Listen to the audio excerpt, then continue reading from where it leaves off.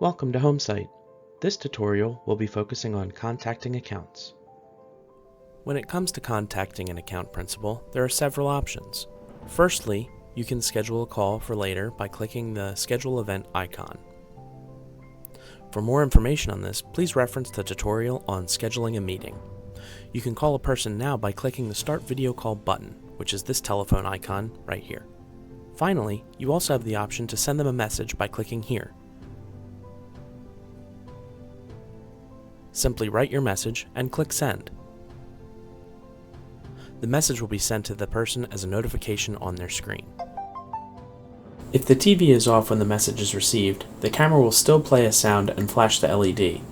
Also, the message will still be displayed the next time the TV is turned on. If you are unable to contact a person because you do not see any icons available, this is because your login has not yet been added as a contact to this particular account. For more information on how to accomplish this, please reference the tutorial on contacts. This was the tutorial for contacting accounts. Thank you.